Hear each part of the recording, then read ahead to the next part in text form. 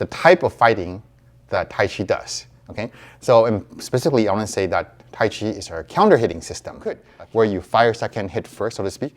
I come here, and then this is coming, right? So we go off like this, boom, the kind of thing. So we're here, like that. So so it seems like I'm coming forward, right? And maybe it doesn't. It comes forward and it stops, right? You have your Tai Chi stance work, that type of work. So it just stops and it's in again. So let's go again. Boom, right? See, like this.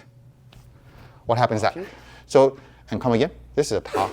So this is a sinking top. So if you push me light, so a little bit light force comes back, right? Push me hard.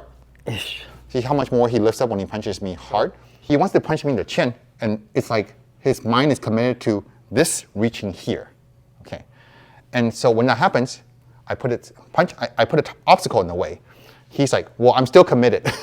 No lousy little flimsy left hand is gonna stop me from reaching that chin. So he's gonna punch through my hand and push me back and then maybe hit me somewhere after that happens.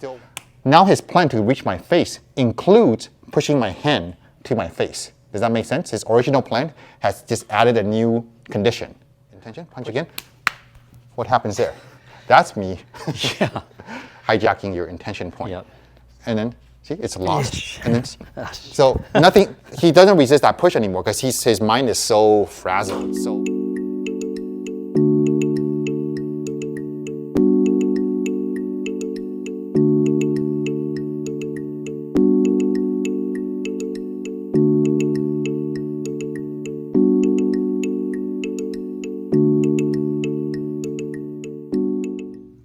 Thank you for helping me with this illustration. So we're going to talk about the type of fighting that Tai Chi does. Okay, so specifically, I want to say that Tai Chi is our counter-hitting system, a counter-hitting system.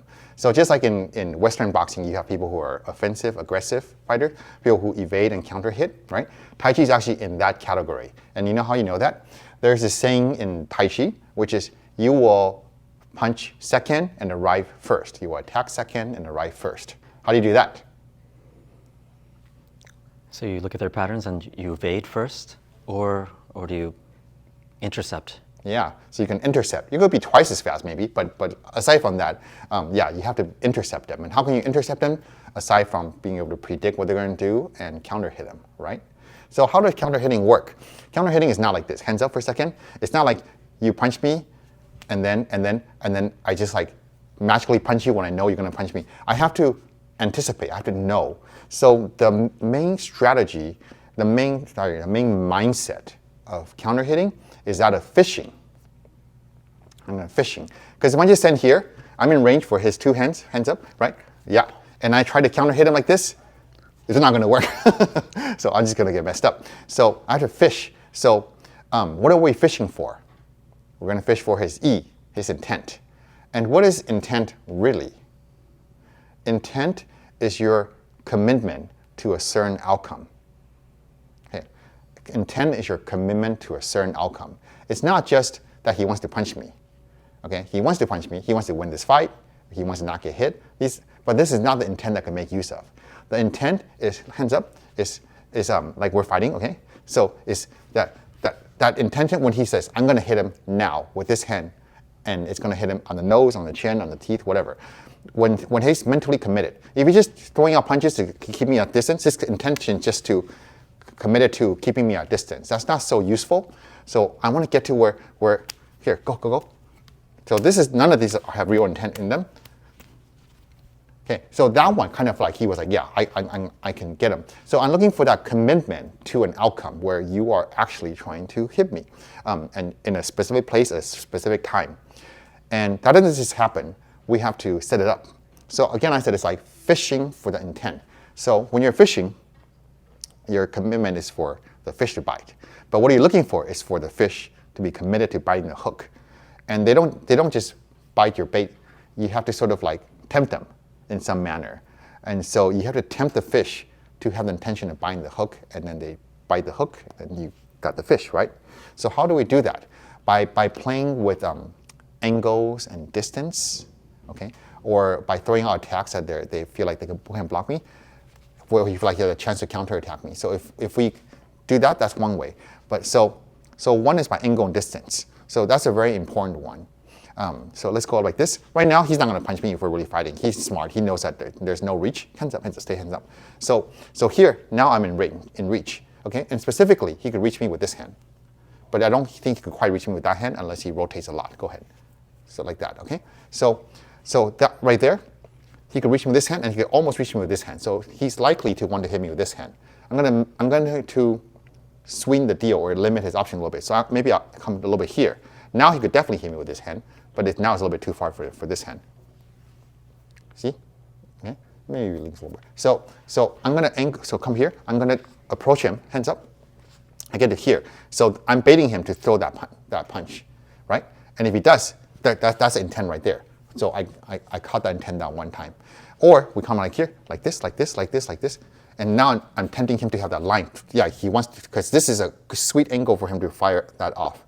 So I'm fishing for that moment in which you feel like you can hit me and with the thing I want you to hit me with. I don't want to just be right here and give you free reign of 2 hands, 2 legs, and whatever else to get me with. So let's go again. So I'll throw a punch, right?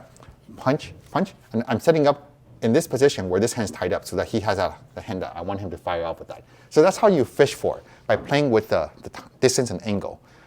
Too far away from something or too close for something. Too close for this one, but this one can fire. As well as where you are left and right to narrow down his options. Tai Chi is good at doing that because we have the skill of song. And hands up for a second. So song means we're not bouncing like this.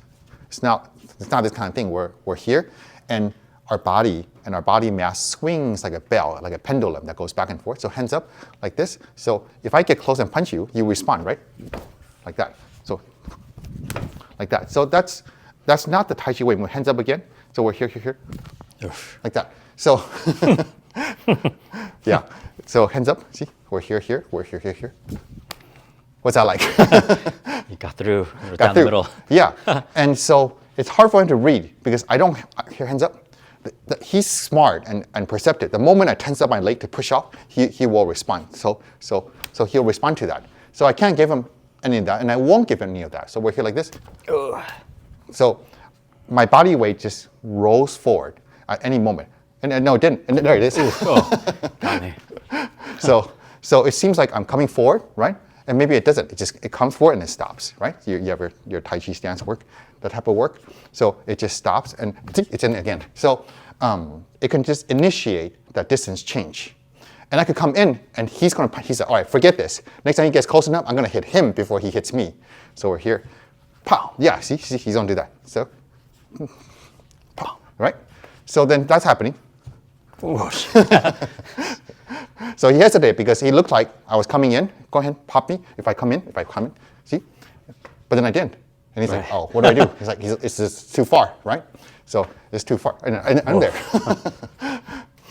So by having the spontaneous footwork that song allows you to have to going forward and stuff like that, pop me when I come into range, like that, see? I can also change angle, see? By having that spontaneity in how my foot can flow in different directions, right? Then we can limit his options and confuse his mind and make him a little behind schedule, a little bit desperate. When he gets desperate, I might be able to catch that fish. Make sense? So that's that spontaneity that you achieve through the level 2 skill, stage 2 skill of song, which you've done pretty well. Does that make sense? Mm-hmm. And then the other is non-committal attacks that tie up one of his arms or limit where he is. So we're here like this. And so, like in boxing, you have a jab, boom, right? And then the jabs limit their option and puts pressure on them. Tai Chi's jab is called Ta, to step on. So we're here like this, like that. So this is going to make contact with him, connect with his fascia, and apply the Neijin to him all at once. So if he blocks me, it gives me a chance to connect with body and enter into a push hand range where I'm comfortable working at. Does that make sense? Mm-hmm. So if you try to keep me away, right? So he's keeping me away, then the Ta can overcome that. So see, we're in range, and now we can do different type of things. If you're just defending, like regular defense, like that, so that's good too. So he has an intention to engage my arm. So I talk through, see, I'm in. What happened to your defense? It just, I don't know. You should be able to prevent me from entering, see? So this is a top. What happens is when that pressure meets, my Neijin sinks to him. This is a little bit of a, Ta is like a miniature and a very fast an. You know, in your grasper's tails, an, right? So he blocks this. See, he's not letting me control his arm, right? So he blocks that, see, the an, see, like that. This is like the sinking energy, like the Neijin an, to break your posture, break your connection with the ground, so that I could get to where I want. And so, if you fall for that, then I have a very big advantage, right? So now you avoid that. You lean away, and so because he's watching out for this, so I know that he's angled away. What he's going to do next? Pop, right? So now I have a sense for what he wants to do, right? So that's how I set the bait. This is a bait. This is my bait I'm throwing out there. So, okay, and then this is, that's a fish that I want. That's an E that I want to catch. So he throws that punch. See? Then we're good. Throw a punch like you're gonna hit me. Boom. Yeah, exactly. That's good. Come again. See? Oi. Then we get the sticking. We can get the control that we want. So see, we come here, like this, like that, and then we go. So that's how we set up the counter hits. So usually we're not necessarily trying to race them to the hit, but you could, where you fire second hit first, so to speak. I come here, and then this is coming, right? So we go off like this, boom, the kind of thing, to go offline from this attack, and this one's gonna fire. So he attacked first, I attacked second, but I will hit first because he will never hit. So I'm not being twice as fast as him. I just hit first because he never hits. He never finishes the race. Does that make sense? That's a cheating logic, so to speak. So this makes use of two kinds of skills. One is the stage 4 skill of Neijin, the energy of Ta, which sinks you, and the stage 5 skill of Yi, of multiplying your intention in of itself. So an example of another example of the stage 4 is like, come again. So we come here, right? And I know now that as I come to this range, he wants to punch with that right hand, right? So I'm mentally prepared for that, and I will punch. I will meet the hand, okay? And that's not that great unless we add in Neijin. So let's go again. Boom, right? See, like this. What happens that? You hijacked my intent. Actually, I hijacked your Neijin, but all right. So here, punch me, hit me hard if you can. Oh. Yeah, go. Boom. So that's a proper punch. Keep your balance. Boom, like that. So he's got a real intent and a good balance there, right? Come again. See? Oh, I missed. Come again. Shoo. There we go. So I've set up a lia, a rotation around. I'm prepared to deal with your punch here with lia, like that. Now, if I didn't know the hand was coming, right, then it would be too late because your punch can come, probably fast punch.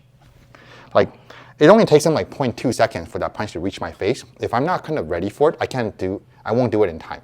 So that's why it's important that I counter it. So I throw my punch, right, and it's coming, see, like that. And then this will be good enough, like there. Does that make sense? Yes. And then lastly, the use of E. The E means I'm aware of your intention, your commitment to an outcome, and I manipulate that. So hands up again. I throw my Ta, and you deflect out. That hand's coming, right? So I feel that E distinctly on my chin, and so come. Okay, hit my chin again. So yeah, there you go. Yeah, there you go. So that's a real intention. Punch again. What happens there? That's me hijacking your intention point. Yep. So he wants to punch me in the chin, and it's like his mind is committed to this reaching here. Okay, and so when that happens, I put an obstacle in the way. He's like, well, I'm still committed. No lousy little flimsy left hand is going to stop me from reaching that chin. So he's going to punch through my hand and push me back, and then maybe hit me somewhere after that. He still wants to make that happen, right? That stubbornness. Okay. So when that happens, now his plan to reach my face includes pushing my hand to my face. Does that make sense? His original plan has just added a new condition. Push left hand to face. And so that means his brain, his first step is push hand. Step 2, reach face, right? I've hijacked it. His plan was reach face. You know, you ever have a friend like, hey, let's meet up for lunch. Okay, let's meet up for lunch. Mo, let's come meet up for lunch. I'll meet you at the restaurant. McDonald's, right? So you meet up like, oh, before we go there, I gotta go to the bank real quick. Let's go to the bank real quick. You're like, all right, Chester. So we go to the bank. Oh, and I owe Ray some money. Let's stop by Ray's house and let's pay Ray. I pay Ray. And oh, Ray, let's go to lunch too. And Ray's like, oh, okay, let's get some fish tacos. All of a sudden, we're not going to McDonald's anymore. You're like, what the heck? That's what this is. So you want to reach my face. This got in the way. Okay, fine. We're going to take the hand and go to the face. And Ray's coming along. But I've hijacked it because this is actually totally in my control. This reaching my face is only half of my control. Can I get out of the way or not? He's got this. He's going to push this into my face. What if this over here? Then he's pushing this. So now he's doing this wrong plan, and he hasn't quite realized yet it's never going to reach my face. And before he realizes it, we're going to win this fight. Does that make sense? Do you feel duped? Okay, so you want to punch my chin. Go boom, like that, right? So you come, see? Like that. So we hijack the intention, and that's why it feels so light, because I have no power behind it. I have no force. I'm not dragging you to McDonald's or to the bank or whatever. So it's just that your mind accepted that this step is part of the thing, and this step is changing. This is a moving target. And you go there until you realize, oh, this really is never going to happen. That's where you'll start to restore your balance. So that's a model, a metaphor for how Yi works in Tai Chi. Does that make sense? Yeah. And so it is true of all kinds of things. Like you saw in maybe another video where he's here and he's going to launch me with a powerful Fa Jian. Do your Xing Yi Fa Jian. I got to do better than that. Yeah. Yeah, like that. So he builds up the pressure of the Qi in his body and he releases forward. Go ahead. So like that. So he's, in his mind, he's committed to firing that through my arm, through my center of balance, and to my, go ahead.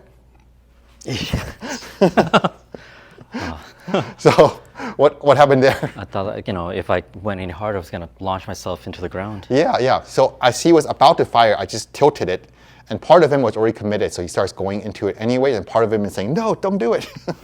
And so his intent was totally split. That means your zhongding, your centered equilibrium of your mind and spirit, was lost. So you want to Fa Jian to me again? Go ahead. Yeah, so that's good, right? And then, see, it's lost. And then, so nothing, he doesn't resist that push anymore because his mind is so frazzled, so unable to decide what to do, what are we even doing anymore, that no defense forms despite your training, despite your skill and reflexes. Does that make sense? So that's the highest stage of Tai Chi skill, internal skill, which is Yi. So 4 is a Neijin, where I come in, you go ahead and punch. See, this is where the Neijin has already rotated, let you come push again. See, this is the Neijin fires and stops you. So, and come again. This is a Ta. So this is a sinking Ta. So that's the Neijin, the energy, the extracorporeal Ling Qi, spiritual energy affecting your coordination and your force. I'm borrowing your force against you. Does that make sense? So if you push me hard, right? So the more force bounces back. If you push me light, so a little bit light force comes back, right? Push me hard. See how much more he lifts up when he punches me hard? I'm borrowing your force. If you do a light, there's very little. If you do a lot, there's a lot coming back at you. But when we do Yi, right? Go ahead. I'm not using anything. I'm not borrowing your force, right? Punching. That's me yielding. Okay, punch again. Yeah. I'm borrowing your intention. I'm borrowing your commitment to the outcome. You want to manifest this thing where you power through me and I go flying back, right? And go, okay, you can do that if you overpower this and I put a little pressure on your elbow, if you overpower that or something like that. So go ahead and push through me. So now you have to overpower this point, right? But if I move the target, go back into your body, you're like, okay, I just pushed you that. But in doing so, you push yourself back. I made you fight yourself. I made you think you had to defeat yourself before you could defeat me. It's a lie. If you defeat yourself, you just defeat yourself. But that is the trick, the deception in Yi, that you have to accomplish this certain thing that I've set up. And if you do so, you just end up pushing yourself back or you fly around me in some way. Does that make sense? And it's not your force, it's your commitment acting against you. So this is effective and, so let's say, easier on stubborn people, and not as easy on non-committal people, I suppose. Does that all make sense? Mm-hmm. So Tai Chi, in its heart, is a counter-hitting system, okay, in which we make use of our song to allow us to move in an unpredictable manner to bait them, to hit us when we want them to hit us. I'm a little bit too far and a little bit too close. Am I getting closer or am I getting further? I'm getting further? No, I'm getting closer. So I'm getting closer, no, I'm further, I'm closer, like that. So messing with that and the angles of left and right, here, like that, along with non-committal attacks, okay? So hands up, they're quick non-committal attacks, but we add in stage 4's Neijin, so they start to affect their balance in a way that is dangerous for you to not deal with properly. So then I can use that to narrow your options until you're going to do the thing I want you to do. Once you do the thing I want you to do, I could use my Neijin to pung, to roll back, to pluck, to on, or whatever the case may be, or to capture your intention, your commitment to the manifested outcome in of itself, so that you sabotage yourself. Okay, so I know it's kind of a long talk with a lot of metaphysical-ish concepts, but does that make sense? Yes. Do you have any questions? It sounds like a fight psychology. It is very much fight psychology, yeah. So I could definitely see that in like boxers or kickboxing, Yeah. any kind of like In any- martial art yeah. or sport. And so this is not monopolized by Tai Chi by any means. I see amazing counter hitters in boxing and MMA. I love watching them. I love watching Anderson Silva fight. I love watching Floyd Mayweather Jr. fight. These are master counter hitters, right? And you know, they kind of embody that internal martial ideal where they're effective fighters even into later in career versus the younger competitors. They were still effective and winning, and so I admire that in them. And when you watch the best counter hitters like that, in modern footage, you could see something really, really interesting and remarkable, which is when do they react? And that tells us something. So, like again, in Yi, I'm reading your intention, your commitment to hit my chin or hit my eyes or whatever the case may be. And so go like hands up, and when you can hit me, you hit me, okay? Okay, go ahead. Now, see? So when I said now is when I felt his intent. And then if you watch this frame by frame, in maybe like a split second after, then his hand starts moving. Because your mind makes a commitment to punch a little bit before the nerve signals reach your body and to actually punch. Does that make sense? And so our human reaction time to see a punch, you throw a punch, and I go, oh, I gotta avoid that. So punch, punch, punch. So it takes like an eighth of a second or so to perceive that and process that and send the signal to my body, assuming I know the right movement to do, right? It takes like an eighth of a second. But if you watch the great counter hitters, you'll see that they're actually responding within 1/20th of a second, 0.05 seconds, 0.06 seconds of when the punch starts moving. So the boxer punches here, and boop, that one frame, when it starts to move that one frame, the person starts dodging already. So that's remarkably fast. That's literally faster than the speed of nerve conduction. So the only way that scientifically makes sense is if they were perceiving the punches coming before you can actually see the punches coming. And that sounds slightly crazy. I'm telling you it happens. That's what E mastery in part is about, is perceiving intention. But in our day-to-day life, we have the experience. You're just minding your own business and you're like, someone's staring at me. And you know that feeling, we get that feeling. You can sense an intention before you see anything, even without seeing anything. And so you're refining that skill to make use of it in these kind of situations. Does that make sense? So it's actually really cool to watch it in modern sports combat because you have so much excellent high quality footage to see what's really happening. And we can learn a lot from those kind of excellent fighters and masters of that. Very cool. Yeah. See it in action. Yeah, really cool to see it in action. I love seeing it. So thanks for bringing it up. Thanks for helping me illustrate. And thanks for watching.